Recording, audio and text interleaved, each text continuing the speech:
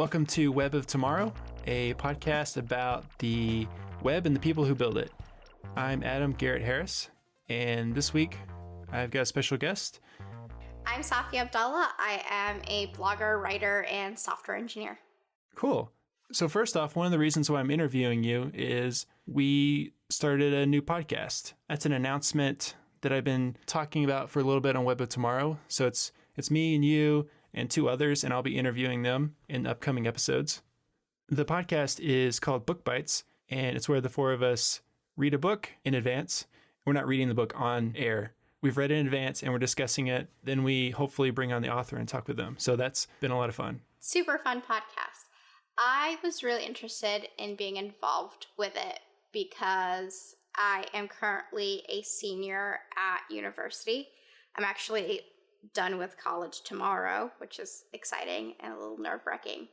And I've been thinking a lot, I've been thinking a lot about how I can continue to structure my learning as a developer and software engineer outside having, something like courses to do and homework assignments and assigned readings and such.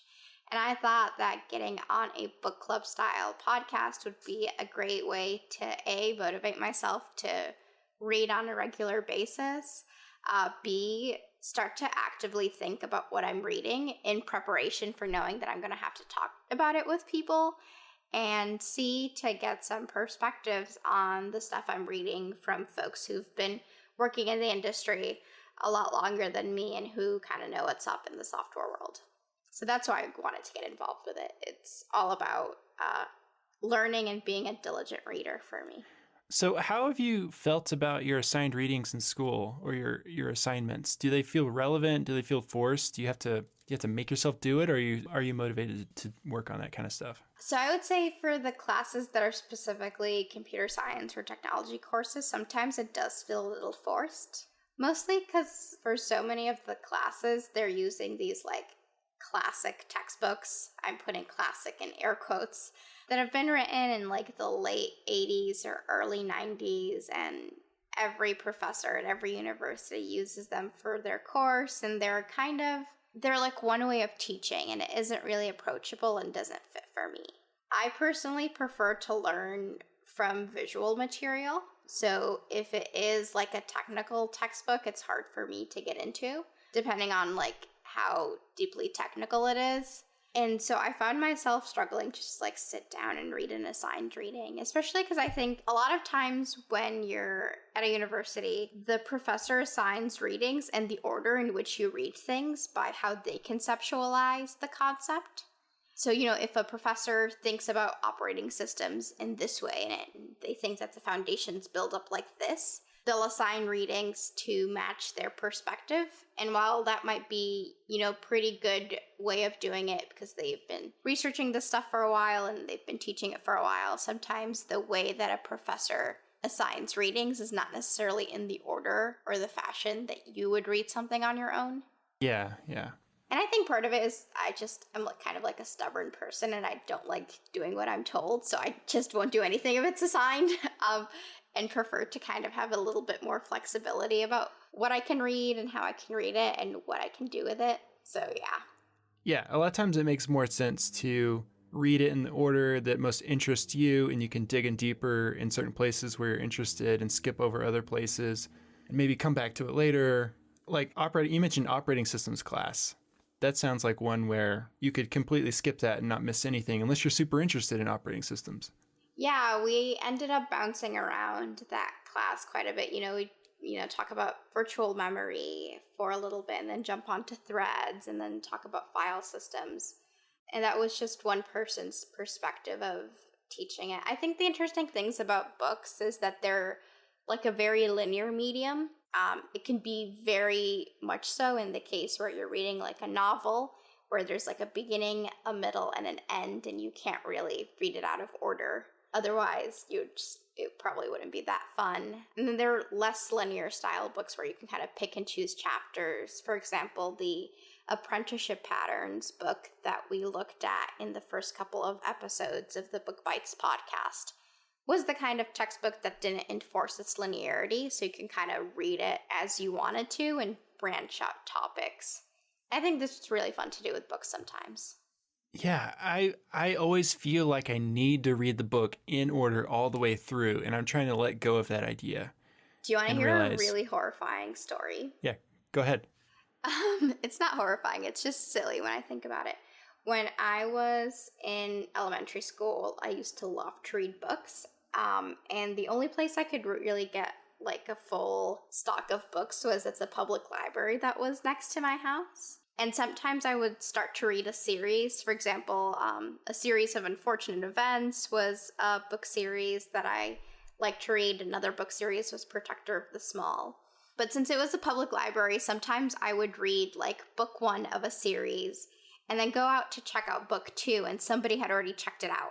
I'm like, darn it, I really want to read more in this like storyline. So I'd actually check out book 3 and read that, and then go back and read book 2. Everyone's just like cringing in their seats as they're listening to this, but I like read a series of Unfortunate Events out of order. I did read a few Harry Potter books out of order. No way. I did. I was about to say, that's one that you would not want to do that with. I did. I think it might have been like the 4th and the 3rd books that I swapped in my read. Wow. And for me, it was kind of fun because I would try and fill in how I imagined the author would have written the book I missed. Or, you know, just like take a little bit more freedom with the way I interpreted the story. But really came out of this limitation that I was like reading my books from a public library, and sometimes, you know, book 2 would not be available, and I just really wanted to read more, so I just settled with book 3 and deal with it. That's actually pretty cool. I like that. I am chaotic good. Yeah. Do you play D&D? I do not. I've just seen that meme around the internet. I didn't even realize it was related to D&D. I suppose that I just got my nerd cred rejected. No, it's fine. No, yeah. But that's how I perceive my rather whimsical reading habits from when I was a preteen. So let's back up a little bit and talk about, we were talking about you're getting a computer science degree. Is that right? Computer science?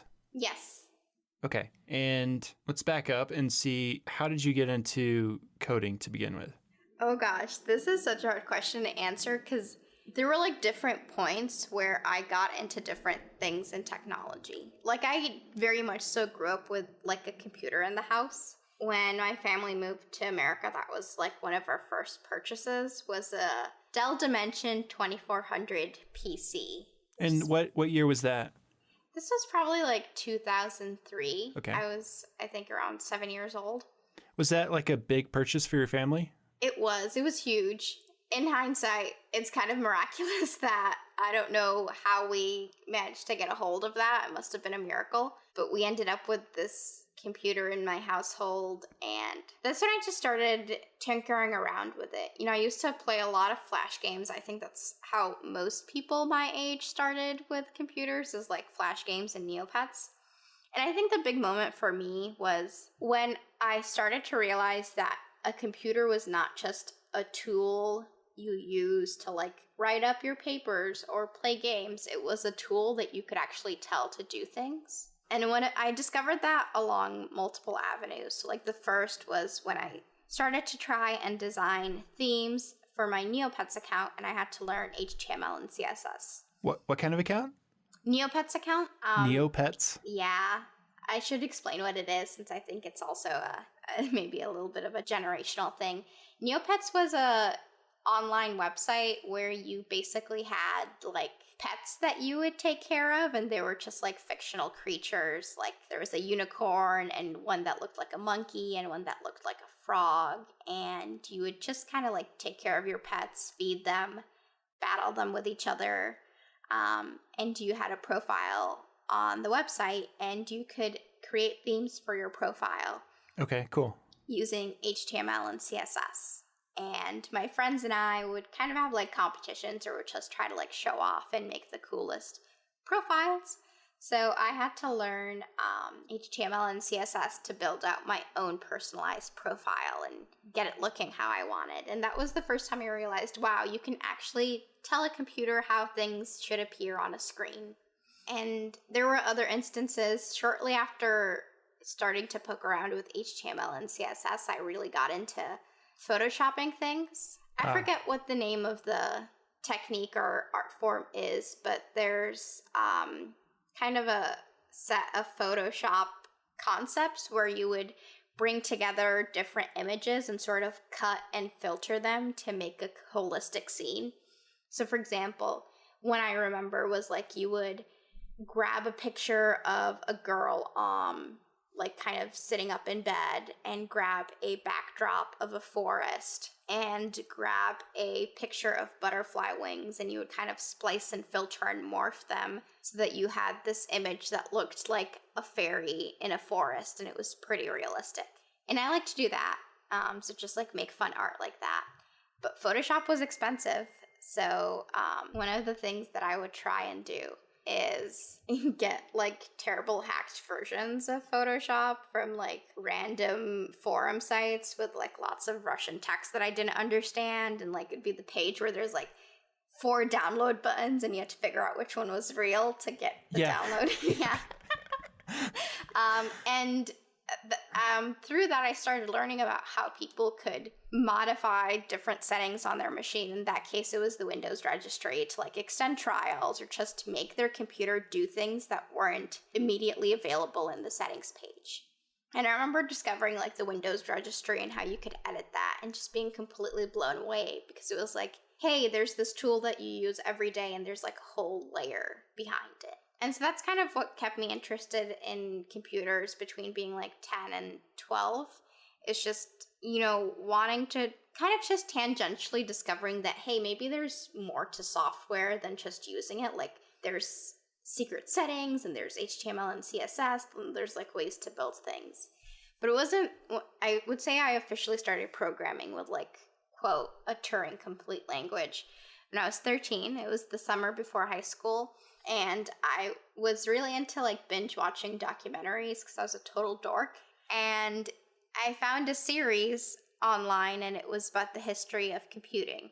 And it talked about the invention of the analytical engine that Charles Babbage built, which is like the first early prototype of a computational machine. Well, not the first, but one of the first. And it talked about the ENIAC and how computers came about during the World Wars as a way to help calculate bomb trajectories and help crack codes. And I learned about just like everything related to technology. And the documentary series ended talking about the 90s and a lot of the startups that were coming around then. And they talked about companies like Yahoo and Excite and all of the super interesting things that were happening in the 90s. And one of the companies they talked about was Google, and how it was basically these 2 PhD students who built a search engine just while they were in school. And that blew my mind, that these were just, in my mind, they were normal people. They were just smart people who were like me. And they built all of these great businesses and made this great change using like a computer and their brain, and that just completely blew my mind. And I decided that what I wanted to do was build my own search engine company, and I started teaching myself things like Python and started diving into machine learning topics and AI topics, all because I wanted to build a search engine company. And it's very obvious at that point I was just doing this on my own. I would Google for books. I downloaded a lot of like illegal PDFs from O'Reilly authors. So every time I meet someone from O'Reilly, I'm like, I'm really sorry. 14-year-old me pirated so many of your books. But it wasn't like I could like go up to my parents and be all like, hi, can you spend hundreds of dollars for this like new hobby that I'm into now? Right. Yeah, so I just would download books, I'd watch videos, I'd look at tutorials, and I taught myself a lot of programming just on my own, which meant that I kind of became a very independent learner, and I'm very good now at learning how to use a new software library or framework by myself without a lot of help. But it also means that I learned a lot of bad stuff that I had to unlearn later. That was a long story, but that's basically how I got into it. It was just kind of prior to becoming a teenager, there were all these like signals that were being presented to me that, hey, a machine or a computer is something that you can manipulate and it can actually bend to your will. And then there was that moment when I was 13 where I completely realized that all a computer was a machine that just did what people told it to do. And anyone can tell it to do anything. And the rest is history. I was lucky enough to go to a high school that offered computer science classes, so I got the opportunity to take things like Introduction to Computer Hardware in high school and a data structures course in high school. Wow. Yeah, and that kind of solidified and structured my learning, and I decided to go on and do it in college. So what do you think motivated your parents to spend all this money on a computer in the 90s when computers didn't really do that much? Not everyone had them in their homes. What motivated them? Yeah, so I honestly think it was just because we had moved to America and it was kind of a big deal, and there was a lot of optimism and excitement in our family about all of the great and wonderful things that could happen. So naturally, my family brought a computer. Also, I should clarify that my dad holds a degree in mechanical engineering, so he is a technical person. And he probably at that point, I should clarify, my dad had learned and done Fortran programming while he was at university. So he kind of was more technical than the average parent. So I think when he brought our family a computer, he knew the tool that he was purchasing. And yeah, that computer stuck around our family for a while because we brought it in 2003, and I programmed on it from then until a little after I started college or high school. So it lasted about 8 years with our family. Nice. So did you learn any programming from your dad? I did not. Like I said, it was a completely independent experience for me. My dad worked long hours and my mom was in college. So there was a lot of time where I would just be done with my homework after coming back from school, and I would just sit on the computer and fiddle around, and I'd fiddle around on the weekends.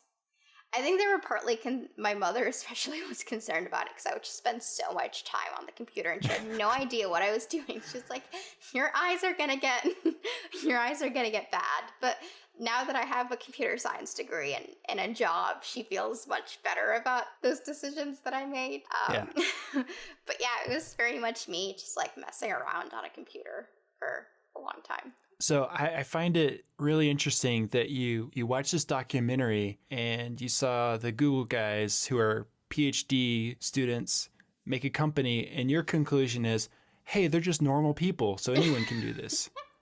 Yeah, I think I related to them because at that point, when I was in 4th grade, I got put into the gifted track at my school, and I did a lot of gifted programs in elementary school and middle school. And the high school I went to was a college preparatory school. So I always felt like one of the dorky smart kids. And the way that I related to the founders of Google was that they were people who were comfortable with their intelligence and their quote-unquote dorkiness. Because at that point in my life, I wasn't comfortable with being the smart gifted kid. I got the cliche story of getting bullied a lot for it and just being teased because I was the kid who liked to do their math homework and enjoyed taking math tests and liked science class. And for me, it was refreshing to see people who I could tell were like that, who also liked science and math, and they just fully embraced it, and they were comfortable with being that and actually made it work for them. That's awesome. Yeah, I mean, I had a similar moment where I was watching TV and there was a little blurb between commercials that said, hey, did you know that Bill Gates was 12 years old when he wrote his first program? And I was like, I'm 12. Yeah. I can write a program. Yeah. I think there's something so inspiring about the courage of youth. When you're young, you just don't care and you don't see any limits to anything. And you're a big dreamer and you're hungry, and I think it's cool when you enable kids and you give them the chance to just run with their wildest ideas because they're much less inhibited than adults. Yeah. So speaking of wild ideas, talk about this startup that you run. Oh, super fun. How did that get started? I decided to do it, and then it just happened, which is how things usually get started. How they continue is a different story. Yes. So the startup company or the product that I'm focused on is called Zarf. The tagline is, it's a marketplace for the written word. So it's a space where authors can independently publish short form work. Short form is considered something that would take you between 30 minutes to 2 hours to read. So it's sort of content you could read in a single sitting. And I started working on it in mid-June of 2017, so a little under a year ago now. Okay, so you were in college at the time? Yeah, I was. It was between my junior year of college and my senior year of college. And I've always had interest in starting a technology business, like ever since I saw that documentary about how the founders of Google started Google and kind of grew it and kept it going. I've always been excited about that. And I've had other like startup businesses that I have started but kind of failed and fell on their face. I learned a lot, but they're not around now, so it did not continue. But I started working on Zarf in mid-June, and it's evolved so much since then. It originally started off as a place where you could subscribe to authors and get regular content from them, sort of like a Patreon/newsletter service. That ended up not working out. So in January of 2018, I launched it as a place where you could just buy things for like a single, like one-time access to content instead of subscriptions. And I've been working on growing it then. I got into a residency program here in Chicago with the startup. So I'm being mentored and coached by people who are kind of invested in me succeeding and having it be a successful business. And I've been just side hustling on it. During the summer, between mid-June and September, I would come after work. I worked as a software engineering intern. During the summer, I'd come after work and work on it in the evenings and also on weekends. Once school started, I would work on it in between classes and whenever I could here and there. And yeah, it's been a really interesting learning experience. I could go on all day about the things I learned working on Zarf, but I think the one way in which I'm more motivated about this succeeding and more excited about this succeeding is the fact that through the residency program and through some of the existing customers I have, I feel like more people want to see me succeed.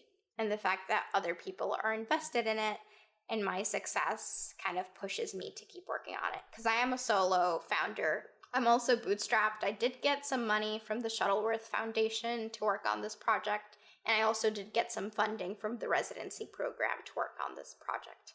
But it's nowhere near the millions of dollars that you might see funded startups get.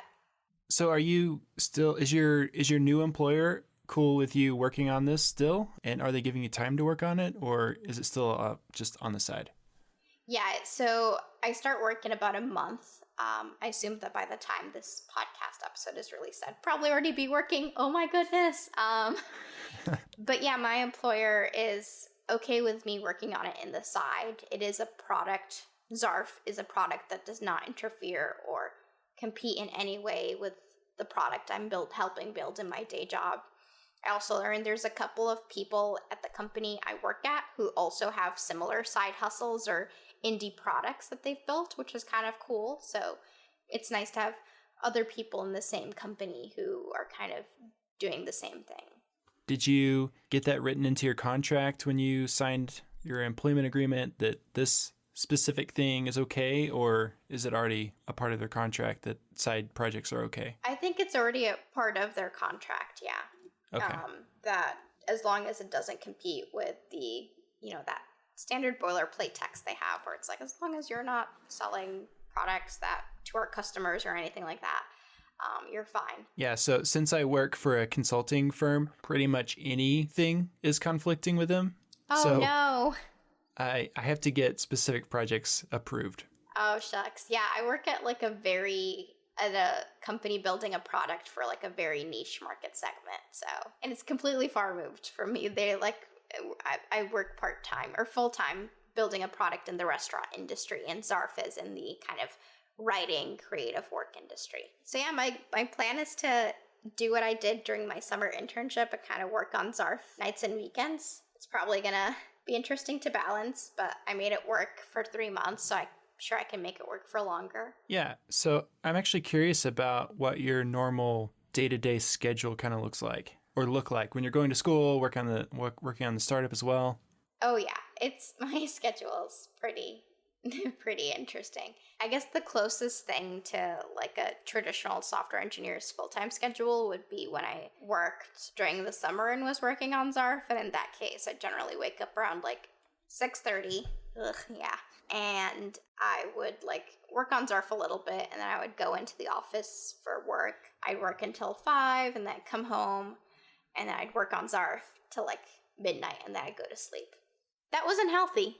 Don't do that. If you're listening to this podcast, don't do what I did this summer and make that mistake. So that's like 6.5 hours of sleep? Yeah, it was not a good idea. It was 6.5 hours of sleep, and it was also, I think the harder thing about it was not that, like the amount of sleep that I was getting, because I think 6.5 is actually pretty fine for me.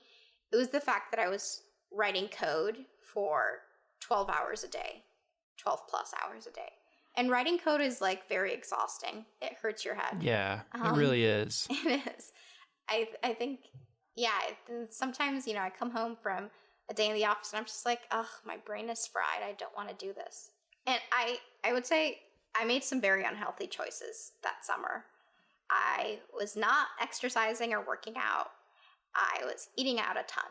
I was not getting enough sleep. I was always stressed out, whether it was about doing a good job at my internship or helping make sure that Zarf is built well. And my schedule was inconsistent. Sometimes I'd sleep 3 hours, and then I'd like try and make up for it the next day by sleeping like 8 hours. It was just a mess. And I regret doing that. It taught me a very valuable lesson in a very hard way. So after that summer, I was like, you know what? It is possible to, work a full-time job or be a student full-time and work on the stream of yours, but you need to be more healthy about it. And that's when I started enforcing like certain requirements on myself. Like I try and work out 6 times a day and then do some sort of like yoga or a lower intensity workout. 6 on times Sundays. Six times a week? week, not 6 times a day. That would be intense.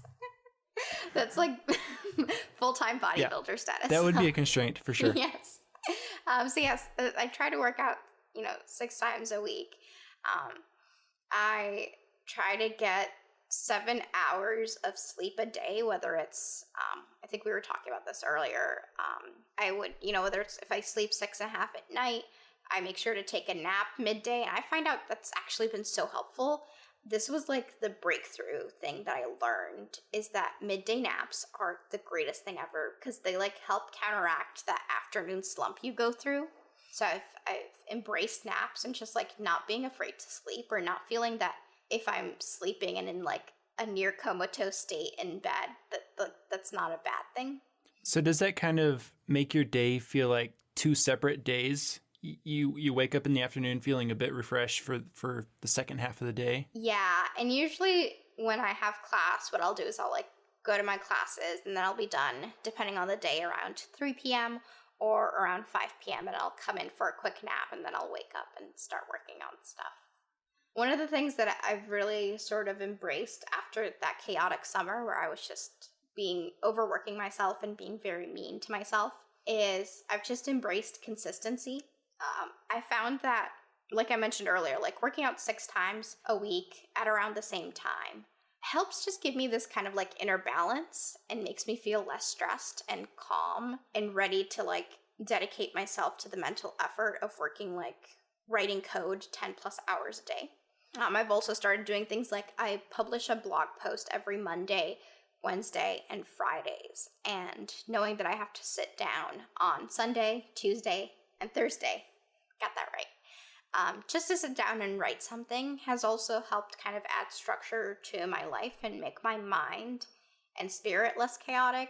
And so I guess it's a terrible way of answering your question. I've just like started to embrace consistency more and more. And anytime I can figure out, hey, I can start off my day and I can like make myself a healthy smoothie every day, I try and like commit to that task. I would say after that, I'm going to go for a run and I commit to that task. And then after that, I'm going to write for 15 minutes and I commit to that task. Just giving my body that rhythm and giving it like a sense of expectation. Like when I wake up, I expect to do something. So I'm like more committed to doing it when it happens. I don't know how to describe it. I'm probably not doing a good job. But just like adding consistency to my schedule has helped me feel like a more balanced person. No, yeah, I think I think you're doing a good job of explaining it. So, yeah, it seems like a lot of times those daily routines, they don't seem super important. So when really big, urgent, important things come up, those are the first things to go. Yeah. I don't think coding an extra few hours is as productive as making sure you're in a good rhythm. Yeah, definitely. And the other interesting thing I realized is that when you're running a software product as a solo technical founder, code should actually be what you spend the least amount of time on. And I learned this the very hard way when I started my residency program. Because, as you might figure from this podcast, I love to write code. I could sit all day on my computer, not all day, but for a considerably long amount of time, just like exploring different frameworks and tools and building things. But that's not what it takes to run a successful business. So when I started my residency program, they sat down with me for my intro interview, and they just completely grilled me on sales and marketing. Like, what was my sales pipeline? What was my marketing pipeline? What was my ad spend? All of this stuff that I had no clue about, because all I had been spending time doing was writing code and fixing bugs and stuff. And that's when I realized, like, before you write code, you have to actually have people are going to use it and make you writing that code worthwhile, at least if you're doing it in like a business context. And so now I actually find myself, when I'm working on Zarf, I'm actually spending not a ton of time coding. I'm mostly like doing sales, like cold emailing authors, or doing marketing, like trying to generate like media kits and ad displays and stuff like that. And I don't spend a ton of time coding. I think I should start to integrate more time coding into my schedule, just because I'm at that point where I know what things I need to improve in the product now that I've talked to potential and existing customers. But that was like a big revelation for me too, is like, if I'm coming home after work or after class and I'm spending 4 hours coding on Zarf every day, then I'm not running the business right, because that's not what I should be doing. I should be like actually going out and talking to people and getting them to buy and invest in Zarf. Yeah, and it seems like not every website or app needs to be constantly worked on. It seems like you can get to a point where it's good for a while, or you might have gone off in the completely wrong direction if you didn't talk to people. Yeah, and I think that's what was it with Zarf, is I like went in a completely wrong direction because I wasn't talking to people. And I started talking to people and I was like, oh my gosh, I should have gone down this road. And I had to change. And yeah, I think the hardest part about that is it started off being really fun because all I was doing was building an app from scratch, and it was super joyous. And I was like, yay, I'm a coder, coding up all the things all day. And now it's like, okay, you have to go out and talk to people about this thing you invested a lot of energy into, and dealing with rejection from cold calls, or like a newsletter that I send out for marketing purposes has a less than stellar click rate or conversion rate. Like, I take that stuff very personally. I'm working on not being that person, but I consider Zarf my baby. So whenever I sense that somebody doesn't like it as much as me, or people are like turned off or not as excited about it, I'm like, no, why do you not like my baby? So yeah, it's such a huge personal investment for me, and it takes a lot of emotional energy. Yeah, you said coding was exhausting, but that sounds exhausting. It does. It's like, I'm not going to say it's raising a child, because I'm sure raising a child is way harder. But I think it's, whenever you make something, whether you like write your own book, or you build your own app, or you open your own store. Yeah, you wouldn't know anything about writing a book, would you? No, I would not. But the way I describe it to people is, for me, it's very hard to separate me from Zarf. So when, cold sales lead doesn't pan out, it feels like I'm being personally rejected, because I've sort of become the product, because I'm the only person working on it. I don't know if this is making sense to anyone, but it feels like I am Zarf and Zarf is me. So when anything wrong happens with Zarf, it's like, I must be wrong. Yeah. So it's like you have to learn to disassociate.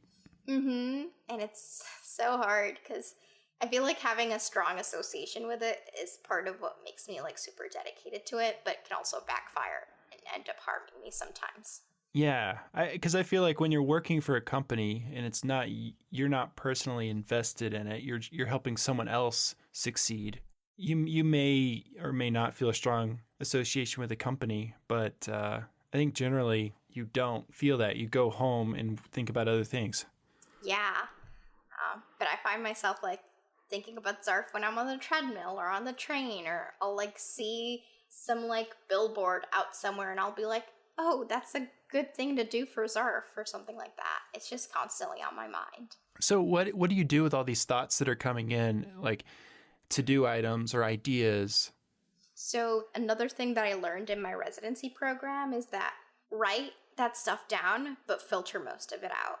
Because I find that for me personally, and I think this might vary for individuals, those like in the moment ideas are very creative and like spontaneous, but sometimes they're not rooted in cold hard facts or statistics. So whenever I get like an idea on the train, I'll write it down and then I'll like go home and think about it, and I'll be like, well, based on, you know, this sales figure that I know and the fact that this condition exists in the industry, this sounds like it'll be a really exciting thing to do, but it's actually not. So I might just be a total downer and like just constantly like not pursuing interesting and exciting things, but you kind of have to like discipline your mind when it starts to snap into too many ideas.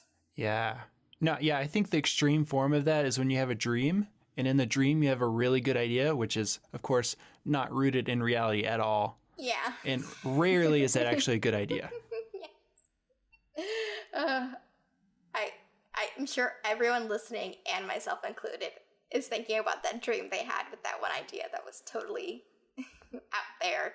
Usually I can't remember it, but I know it was a good idea. Yeah, I've heard of people who say they'll like put paper and pen by their bedside and write those things out, like the moment they wake up, or I guess when they wake up in the middle of the night or something.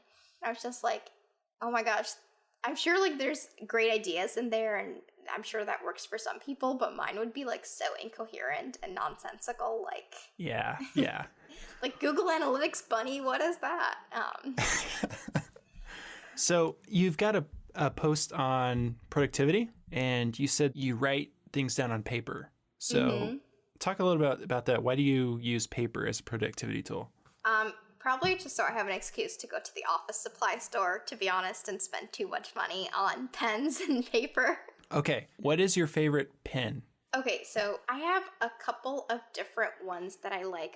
Let me grab a few. So the first that I like is the Uni-ball Onyx fine tip pen. I just like it because it feels super smooth. I use it in the red. I tend to like writing in really bold, vivid colors. I find that blues and blacks are a bit bleh. So I will write in things like purple and green and red. So you use like gel ink pens usually? Yeah, so I also like the Pilot Precise V5 is a good pen. None of these are fancy pens. I'm not like super fancy. And then also the Pilot G2 pens. I use the 0.38 point. Yeah. For me, the big thing with pens is, I think it's just like a personal preference thing, but for me, it's just like how good does it make my handwriting look? Because I kind of have very, very narrow letters. So my S's are very narrow, my R's are quite narrow, and I find myself using very fine tip pens because of my narrow handwriting. And I just try and find things that work with my handwriting. Okay, nice. Yeah, I've got one pen that's just way too fine tip for me. It's the Energel 0.3 millimeter.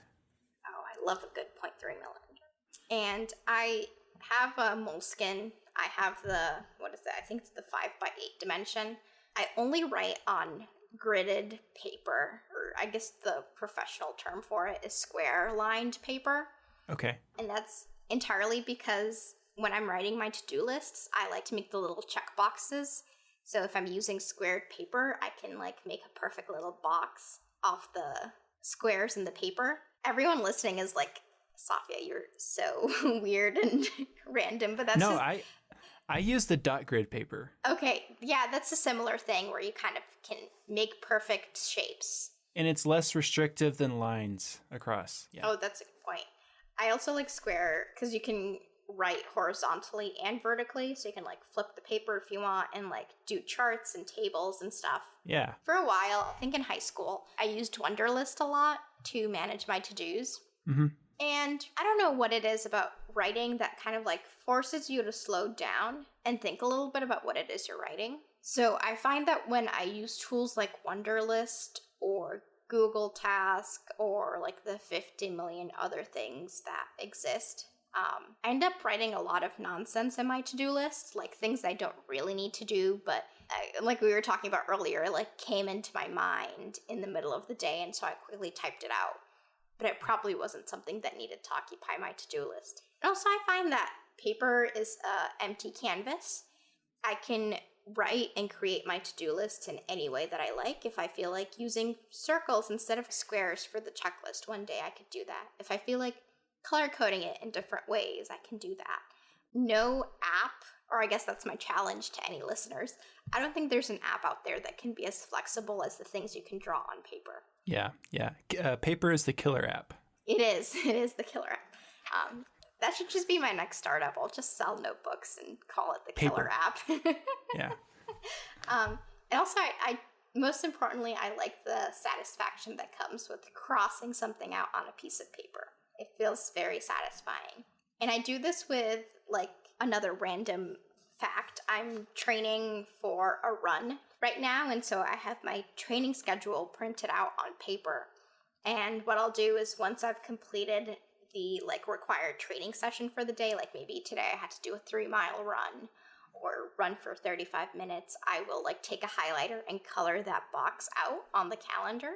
And that's, like, very satisfying for me. I think it's good to give yourself, like, tactile responses and rewards for achievements. And for me, coloring a box in with a highlighter on my training calendar or checking a checkbox with a really bright colored pen on my to-do list is, like, very nice tactile feedback for you've been a good girl, Safia. Go get yourself some ice cream.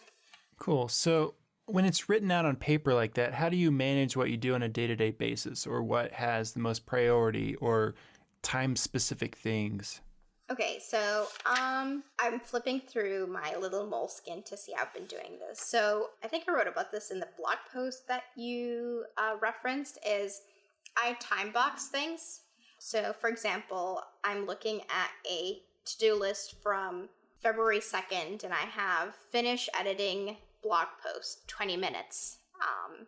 And then I have work on marketing newsletter, 30 minutes. So I'll do things like that. I'll, like, time box things and adjust the amount of time I think it'll take me based on how high priority an item it is and, like, how soon the due date is and how long I think it'll take. So for example, if I'm working on a project for a class and it's, you know, like one of those big programming projects that, like, is generally they give you like 2 weeks to do or something, I will say, okay, I'm going to spend 45 minutes working on it every day until I get it done. And then as I get closer to the due date and realize that there's a lot more C code that you have to write to implement threads, I'll, like, increase the amount of time that I spend on it. So I kind of play it by ear and the demands of the day or week.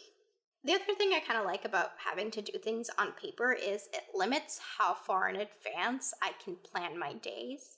So generally when I used to be the kind of person who, like, I'd, like, try and plan out my entire week, like, neurotically. And I found it was the kind of thing where planning was becoming a chore, like a task in and of itself. And I was like, Safia, this is no way to live your life. So I started just taking it 2 days at a time. I will write out a to-do list for, like, today, and then if something comes up and I realize, oh, that's high priority, if it's, like, something super quick, like I need to send an email to somebody to check in with them, I'll, like, do it that moment. But if it's not, I'll say, okay, I could do that tomorrow. And so I just I live life on a 2-day window, which is so freeing. Then, like, things come up randomly in my calendar and it's not so freeing. So do you ever write something on your to-do list and then just to mark it off? Yes, I did that today. Actually, one thing I started to do is we record the BookBytes podcast every other Thursday at 7 p.m. Central Time. I've actually started to put it as a to-do list item so I can feel, like, extra good about myself and get those endorphins from checking it off my to-do list. So I actually have our interview on my to-do list as, like, a thing to do, even though it's more an event than it is a task. Yeah, I put events on my to-do list as well. I like how you time box it because I think that does two things. One is it limits the amount of time you spend on tasks that could take up an infinite amount of time, right? If you're writing a blog post, you could spend as much time on it as you want and never publish. But then two, it helps you realize there's a finite number of things you can do in a day. It does. That's a great point. I'd not thought of it that way. For example, for like the blog post, I don't think I've spent more than 2.5 hours writing a blog post that I published. That's because they're like, I don't know, I've gotten to the point where it's like I've written probably about a lot. I'm having trouble counting them. Probably like in the 30s. 30 blog posts since the year started. The year being 2018. Just like doing 3 a week. And I find that the more I write, the better I get at writing. And that was kind of my goal with doing that, is I wanted to become a better writer, and also introduce consistency to my schedule. So yeah, that's how I do my to-do list and stuff. Yeah, well, I like how you set a very achievable goal, which is write 3 blog posts a week in order to achieve becoming a better writer. Because if your goal is just to become a better writer, how does that happen? Yeah, that's true. It relates to my favorite quote of all time that I always try and like sneak in every time I do anything. And the quote it goes something like this. Little drops of water, tiny grains of sand make up the mighty ocean and the pleasant land. I mention it a lot in my talks and occasionally in some of my blog posts. And that's just like a very defining quote for me. I've had it memorized since I was like 11 years old. And for me, it just kind of like expresses the fact that breaking things down into little chunks and consistently building and growing things is how you like make mountains and oceans. And it affects my philosophy on a lot of things, including how I, make my to-do list and how I'm like working on my blog and stuff like that, and how I wrote the book that I published as well. Nice. So also in that productivity post, you said sometimes you're motivated by haters. And recently, I think you experienced quite a bit of hate. Oh, yeah. Can you talk a little bit about that? Oh, gosh. Yeah, it was so terrible. I wrote a blog post about a technical concept. It was one of those things where I like try and read code to figure out how something works. And I'll admit that it wasn't like the best blog post in the world. And I think this was kind of the thing that people reading it might have missed. It was good because it got a lot of attention and a lot of people shared it. But sometimes when you're trying to like do something consistently, you're not necessarily going to do it consistently well every time. And there were a couple of things that were off about that blog post, and maybe I'm just focusing on the bad things. Anyway, it was a blog post. It got a lot of attention. It made it on the front page of Hacker News. And that was kind of one thing. And dealing with the feedback on Hacker News was kind of rough, just because the tone in Hacker News is kind of like the brutally honest, harsh developer tone.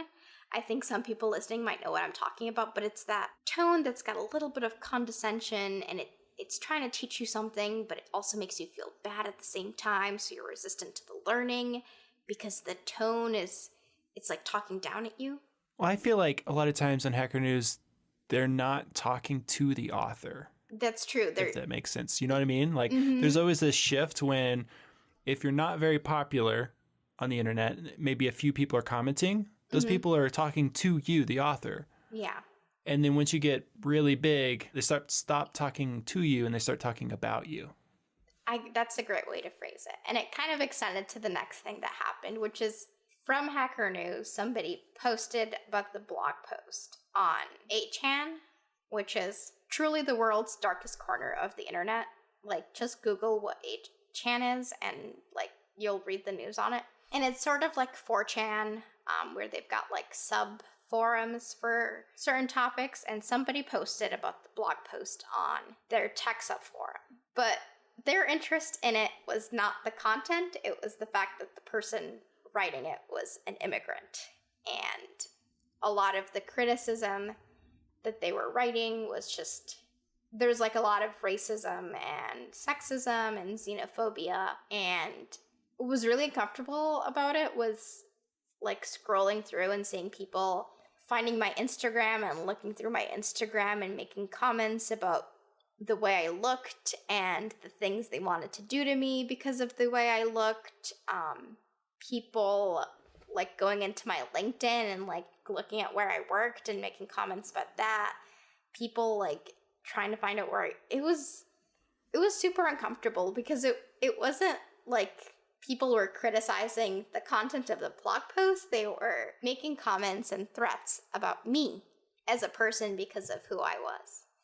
And I got super scared because I've received like kind of mean criticism or, criticism conveyed in an unconstructive way for some of the stuff I've done. And I'm okay with that. Like, it hurts for like the first couple of minutes after you read it, but then I get over it. But for me, it was very different when I saw that something I had written on my blog and like published and just like shared out there, and I didn't think much of it, spiraled out of control and ended up being in this like really dark corner of the internet where people were like making racist comments about me, just like stalking me on the internet and all of this outrageous stuff. And that really scared me because it was the first time that I felt attacked for who I was, not what I had done. And I know people like attribute different degrees of seriousness to that stuff. Like ultimately they're like internet trolls. They have nothing better to do but like make immigrants or people of color, women, feel uncomfortable for the things, for just like existing and being people and doing things they love. But that really scared me. I was like, oh my gosh, what? I like made my Instagram private and removed my personal information from it. I took down my LinkedIn. I put my Twitter on private for a little bit, and they kind of got a kick out of that. I think like they were following me on all of those things for like a week and a half.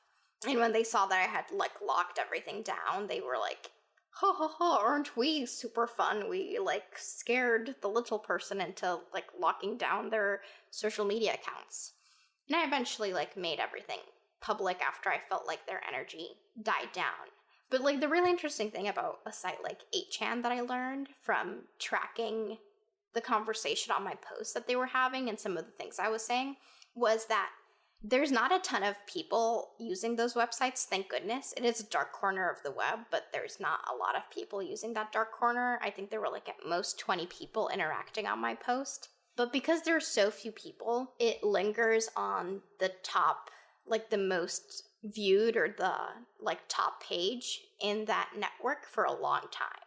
So like the conversation, I found out when I found it, they like had already like found my Instagram. They were like trying to find, this is a rough subject, but they were like trying to see if they could find like nude images of me on some like leak dump using like reverse search on my face. Yeah, I mean, and a lot of times if they can't find an image like that, they can create a fake one, right? Yeah, they were like, it was uncomfortable. But like by the time I found it, the post had been up and they were actively talking about different things and saying different things for like a week. And then it continued for a week after that before it kind of like sunk to like the third page of the network. And so that all that is to say that it's not like Hacker News or Reddit where something is on the top page for like a day and there's like active conversation about it for a small amount of time and then it dies away. On those sites, it was like 2 weeks of just people saying ignorant and offensive and hurtful stuff. Yeah, that's terrible. Did they stay within that site or did they seek you out to tell you terrible things on other places? Oh, I got like one email and one DM, but it was mostly within that site. Like this was the first time that this happened to me, so I didn't know how serious I should take it. It still felt super uncomfortable to like see that people were going through, for example, my Instagram and taking screenshots and making comments about it and like saying very explicit things about photographs of me and like what they wanted to do to me and stuff like that. And that really scared me. So even though I received like very few direct messages, and most of it was like them joking around in like their own network. Joking I put in quotes because I guess the scary thing is you never know how serious these people are. Like, yeah. Thankfully I think it like died down and now I'm just like very careful about everything I post on social media. Like, for example, I didn't realize that my LinkedIn was up, and you can like find out a lot about a person from their LinkedIn. Like there's a ton of information on there. And also I found out that, I had, in one of my previous startups that I had it registered as a like sole proprietorship to get like a pseudo business registration for it. And I had my home address associated with it. And it was the kind of thing where you could, if you knew the business name, which was on my LinkedIn, you could like look it up on my county's search system and get the address that I lived at in the past. So it wasn't my current address, but it was the kind of thing where I had a prior address that I lived in public on the web that somebody could find by looking at my LinkedIn and just like cross-referencing roughly what they knew about me and where I lived. Yeah, that kind of thing is so scary. There's so much stuff that's public just by default. And that's just the kind of how we live our lives now. And a lot of it's willing, some of it's unknowing, like the business thing. Or if you register a web domain and you don't know about who has privacy. Oh, yeah. Yeah, and after that whole incident happened, I started to like just get very cautious into like scrubbing my online details. I was like, okay, what do I have registered that's associated with my home address? How can people potentially find out my phone number, my zip code, anything where it like gets them close to finding where I live and like being able to execute actual harm on me. So yeah, protect yourself, get your OPSEC up on point. I mean, you never know who's gonna like decide to yeah. So I know there's no perfect answer for how to deal with this kind of thing, but do you have any advice on how to deal with this kind of thing? Honestly, I'm kind of I might be just a bit of a sadist, or I just like enjoy inflicting harm on myself, but at some point I just had to learn to laugh at it. That's really terrifying. And the only way that I could like cope with it was by turning it into a joke. And to be honest, I didn't have anyone who I could like talk to about it. Like, it's kind of a hard thing to explain to people, and I think it's something that very few people have experienced. And there are people who have experienced online harassment and bullying to far extremer extents than I have.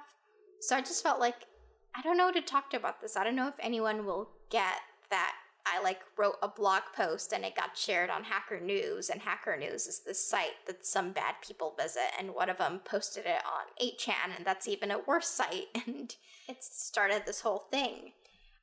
So I just had to like start laughing at it. I'd like read some of the things they'd say and I'd be like, wow, I did not hear about that derogatory term for African people before. I will add that to my dictionary now.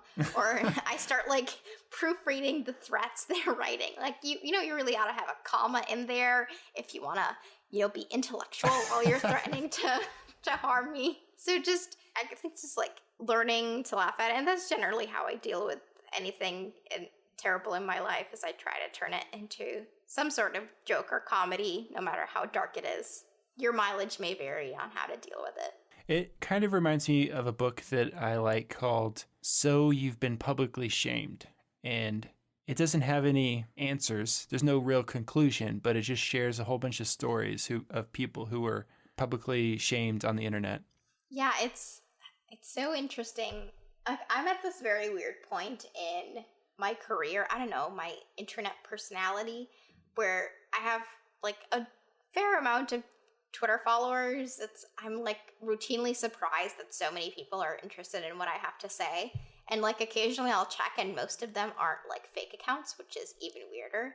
They are not fake accounts? They're not fake accounts. Like 99.9% of the accounts that follow me are real. So it's like, sometimes it's like a very hard thing to process. Is like, I'm very sarcastic and my sense of humor sometimes doesn't translate well to people. And I can be kind of snarky and brutal and succinct sometimes, in addition to like being witty and funny at times. I think the hard thing about writing when you have such a huge platform is a lot of the people reading don't know me personally.